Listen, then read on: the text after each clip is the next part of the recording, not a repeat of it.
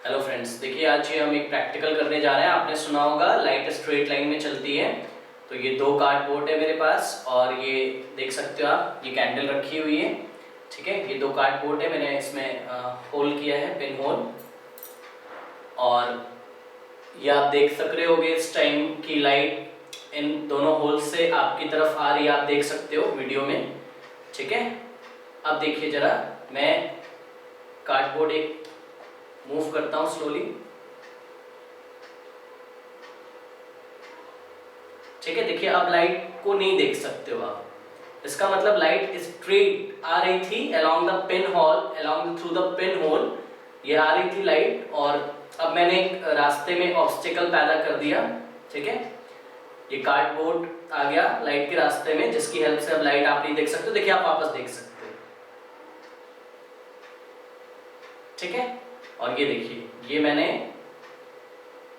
ये रुकावट पैदा कर दी इसके रास्ते में। अब आप लाइट नहीं देख पा रहे हो कैंडल से। तो इस एक्सपेरिमेंट से फ्रेंड्स प्रूफ होता है कि लाइट एक स्ट्रेट लाइन में चलती है, ट्रेवल करती है। आइए जरा देखते हैं ऐसा क्यों होता है। देखिए, आप लोगों को बताया जाता है कि लाइट ट्रेवल्स है ना स्ट्रेट लाइन। तो ऑप्टिक्स में फर्मेट नाम के एक मैथमेटिशियंस थे, पायरी दी फेमेट। उन्होंने बोला था, क्या बोला था, देखिए इनका प्रिंसिपल क्या है, फर्मेट्स प्रिंसिपल्स ऑफ द और the principle of least time. इसको प्रिंसिपल ऑफ लीस्ट टाइम के नाम से भी जाना जाता है।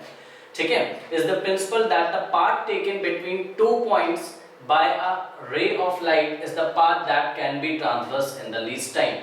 ठीक है फ्रेंड्स, इन्होंने बोला था कि दो पॉइंट के बीच में अगर लाइट ट्रेवल कर रही है, दो पॉइंट है सपोज मेरे पास कोई, उन दोनों पॉइंट के बीच में लाइट ट्रेवल कर रही है, तो वो कम से कम टाइम लेना चाहती है हमेशा। ठीक है, अब देखिए कम से कम टाइम क्यों लेना चाहती है, आपको पता है लाइट की स्पीड भी कितनी है। लाइट की स्पीड है 3 × 10⁸ मीटर पर सेकेंड ना।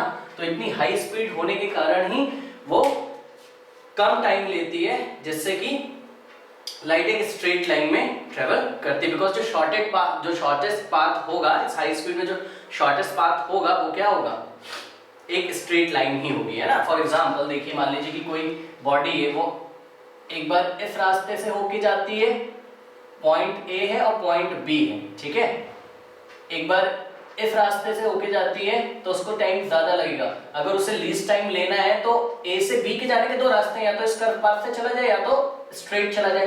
तो कम टाइम किस में लगेगा, यस ए टू बी, अगर आप डायरेक्टली स्ट्रेट पाथ लेके जाओगे। तो इस तरीके से उन्होंने भी बोला था कि दो पॉइंट के बीच में अगर रे ऑफ लाइट इस तरीके से चलती है कि वो कम से कम टाइम ले।